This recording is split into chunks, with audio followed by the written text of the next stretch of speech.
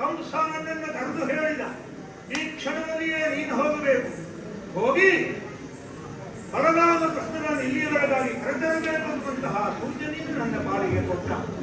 ಆ ಕ್ಷಣದಲ್ಲಿ ನನಗಾದಂತಹ ಸಂತೋಷ ಯಾವ ಕಾರಣಕ್ಕಾಗಿ ಅಲ್ಲ, ಯಾರು ಧನೆಯ ಧರ್ಮವನ್ನು ಗೆದ್ದುವುದಕ್ಕೆ ಭೂಮಿಯ ಭಾರವನ್ನು ಕಳೆಯುವುದಕ್ಕೆ ಬೇಕಾಗಿ ಕರೆಯಿಂದ ಬಂದನೋ ಅಂಥವ ನನ್ನ ಪದಲ್ಲಿಯೇ ಹುಟ್ಟಿ ಬಂದನು. ಅಂತಹ ಕೃಷ್ಣನನ್ನು ಕಾಣುವಂತಹ ಯೋಗವನ್ನು ನನ್ನ ಪಾಲಿಗೆ ಒದಗಿ ಬಂತಲ್ಲ, ಆ ಕಾರಣಕ್ಕಾಗಿಯೇ ನಾನು ಸಂತೋಷವನ್ನು ಅನುಭವಿಸ್ತಾ ಇದ್ದೇನೆ.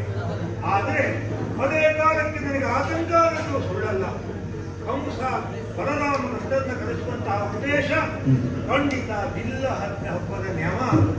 ಆ ನ್ಯಮದಿಂದ ಇಲ್ಲಿಯವರೆಗಾಗಿ ಅವರನ್ನು ಕರೆಸಿ ಅವರನ್ನ ಹೋಗುವಂತಹ ಕಾರಣದಿಂದಾಗಿ ಅದಕ್ಕೆ ನನ್ನನ್ನು ಉಪಯೋಗಿಸ್ತಾ ಇದ್ದಾನಲ್ಲ ಎಂಬ ಕಾರಣಕ್ಕಾಗಿ ನನಗೆ ಆತಂಕ ಆದದ್ದು. ಏನೇ ಇದ್ದಕ್ಕಿದ್ರೂ ಕೃಷ್ಣನನ್ನು ಕಾಣುವಂತಹ ಯೋಗವನ್ನು ಒದಗಿ ಬಂತು ಎಂಬ ಕಾರಣಕ್ಕಾಗಿಯೇ ರಾತ್ರಿಯಿಂದ ಕಾತರದಿಂದಲೇ ಕಳೆದೆ. ನಾನು ಉದಯಾಗ್ನಿಗಳಲ್ಲಿ ಬಂದಿರುವ ಭಾಸ್ಕರ ಯಾಕೆ ಬರಲಿಲ್ಲ ಅನ್ನುವಂಥ ಆತಂಕ ನನ್ನನ್ನು ಕಾಡಿತು. ಯಾವ ಕ್ಷಣಕ್ಕೆ ಬೆಳಗಾಗಿತ್ತು, ಯಾವ ಕ್ಷಣಕ್ಕೆ ನಾನು ಇಲ್ಲಿಂದ ರಥವನ್ನ ಎಲ್ಲಿ ಹೊರತೇನೆ ಎಂಬುದಾಗಿ ಕಾತರದಿಂದ ಕಾಯುತ್ತಲೇ ಆ ಶ್ರೀಹರಿಗೆ ನಾಮಸ್ಮರಣೆ ಮಾಡುತ್ತಾ ಇರುವ ಹಾಗೆ ಅದು ಉದಯಾಗ್ನಿಯ ನಡಲಿ ಭಾಸ್ಕರ ಹೇಗೆ ಬರ್ತಾ ಇದ್ದಾನೆ. ಈ ಕ್ಷಣದಲ್ಲಿಯೇ ಯಥೋಚಿತವಾದಂತಹ ಯಾವನ್ನೆಲ್ಲ ಕಾರ್ಯಕಲಾಪಗಳನ್ನು ವಿಷಯ ರಥವನ್ನಡಲಿ ಬೃಂದಾವನವನ್ನು ಹರಿಯುತ್ತೇನೆ.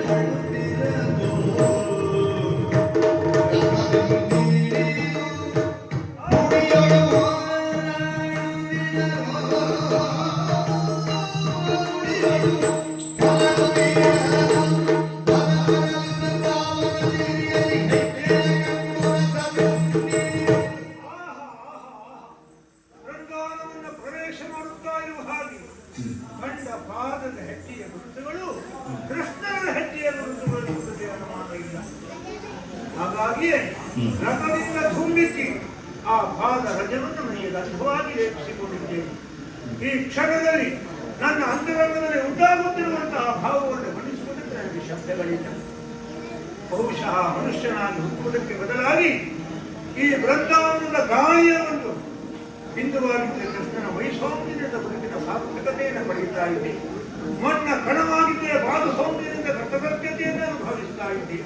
ಜಲದ ಬಿಂದುವಾಗಿದ್ದರೆ ಅವನ ವೈಸೌಮ್ಯದಿಂದ ನನ್ನ ಬದುಕು ಪಾವನವಾಗುತ್ತಾ ಇತ್ತು. ಈ ಎಲ್ಲ ಭಾವಗಳನ್ನು ನಾನು ಅನುಭವಿಸ್ತಾ ಇದ್ದೇನೆ. ಇದ್ದೇನೆ.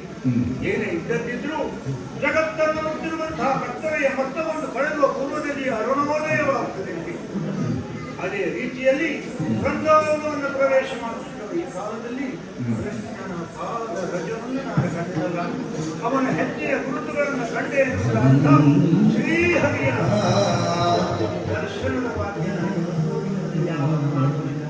ಹಾಗಾಗಿ ತಡ ಮಾಡುವುದಲ್ಲ, ಎಲ್ಲಿದ್ದಾನೆ ನನ್ನ ಶ್ರೀಹರಿ, ಎಲ್ಲಿದ್ದಾನೆ ನನ್ನ ಕೃಷ್ಣ.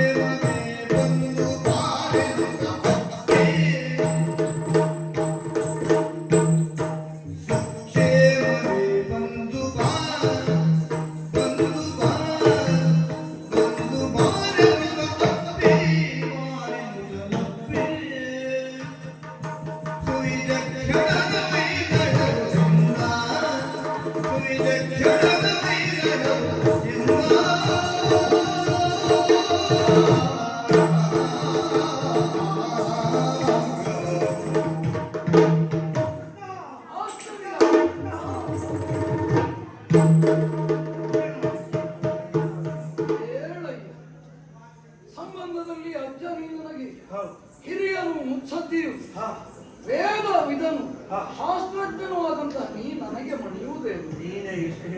ಸಂಬಂಧದಲ್ಲಿ ನಾನು ಹಿರಿಯನಾಗುವಾಗ ಮೊಮ್ಮಗನಾಗಿ ಇದೋ ನಮೋ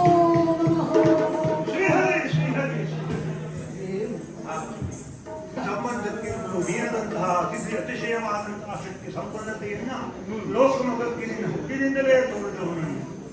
ಕಾಣುವ ಕಣ್ಣಿಗೆ ಎಲ್ಲವೂ ವಿಹಿತವಲ್ಲ, ವಿಹಿತವೂ ಅಲ್ಲ. ಆದರೆ ಅಂತಶ್ಚಕ್ಷು ಯಾವನಿಗಿದೆಯೋ ಅವನಿಗಿದೆಲ್ಲ ನೀನಾಡುವ ಮಾತು ನಂದಗೋಕುಲದಲ್ಲಿಯೂ ಎಲ್ಲರನ್ನೂ ತಲುಪುವುದಿಲ್ಲ. ಹಾಗಾಗಿ ದಣಿಯುವುದಲ್ಲ, ಬಾಹಿಗೆ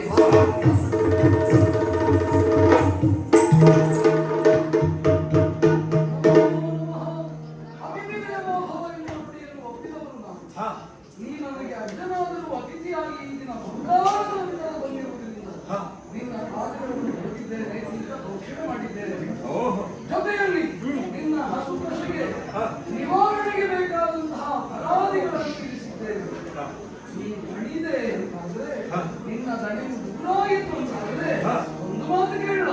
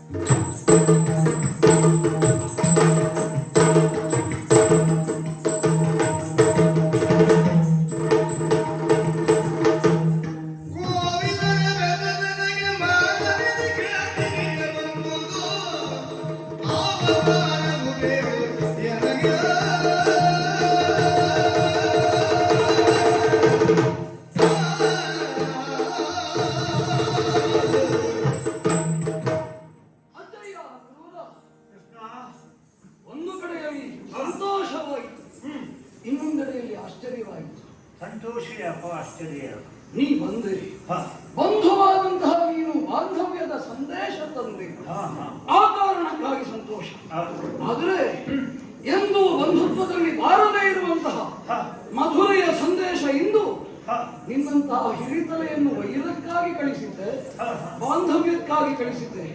ಅದು ಖೇದಕ್ಕೆ ಕಾರಣವಾಯಿತು. ನಿಜ. ಹಾಗೆ ಸಂತೋಷ ಬರಲಿಲ್ಲ ಅಂತ ಹೌದು, ಹೇಳುಕನೋ ಬಕನೋ ಕೂತನಿಯೋ ಇಂಥವರೆಲ್ಲ ಬಂದಿದ್ರು ಇವರಿಗೆ. ಮೆಟ್ಟಿ ತುಳಿದವ ನಾನಾದರೂ ನೆನಪು ನಿನಗಿದೆ. ಅದು. ಹಾಗಾಗಿ ನಿನ್ನ ಸಂಬಂಧ ನನಗೆ ಚೆನ್ನ. ಹಾ. ನೀ ಸಿಕ್ಕಿದರೆ ಮಾತಾಡಬೇಕು ಅಂತ ನಾನು ಬಹಳ ಕಾಲದಲ್ಲಿ ಅಂದುಕೊಳ್ತೇನೆ. ನೀನು ಮಾತಾಡ್ತೀನಿ ಅಂತಂದ್ರೆ ಕೇಳುವುದಕ್ಕೂ ನಂಗೆ ಅದು ನೀ ಸಿಗುವುದಿಲ್ಲ.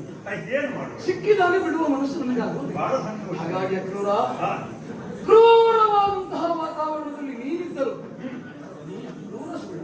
ನಿಜವಾ. ನಿನ್ನಲ್ಲಿ ಕ್ರೂರತೆಯ ಲವಲೇಶವೂ ಇಲ್ಲ. ಇಲ್ಲಿವರೆಗೆ ಕ್ರೂರನ್ನೇ ಕಳಿಸಿದ ನಿನ್ನ ಮಾಮ ಹಾ. ಇವತ್ತು ನನ್ನನ್ನು ಆಯ್ಕೆ ಮಾಡಿ ಕಳಿಸಿದ. ನಾ ಕ್ರೂರ ಹಾ ಯಾವುದೇ ಕ್ರೌರ್ಯವಿಲ್ಲದ ಭಾವ, ಹಾ ಸಾರ್ಥಕವಾದ ಜೀವನ, ಆ ಹೆಸರಿಸಿದಂತಹ ಪಿತೃಪಂಥಿಗಳನ್ನು ಉದ್ಧಾರ ಮಾಡಿದ ಹಾಗಾಯಿತು.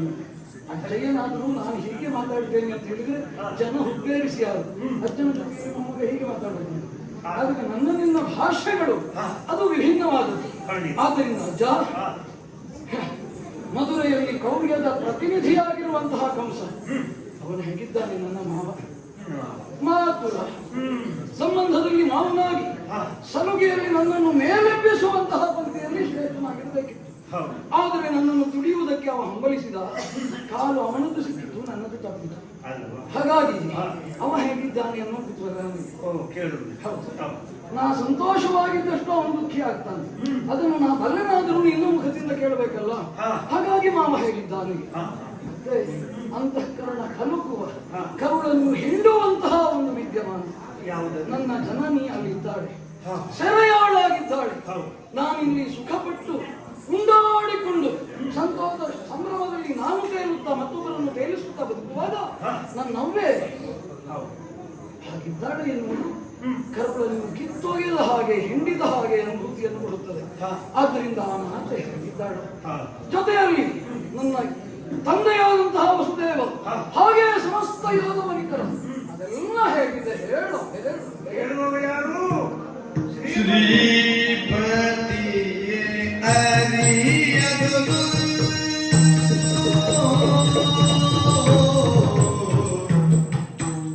ಶ್ರೀಪತಿಯ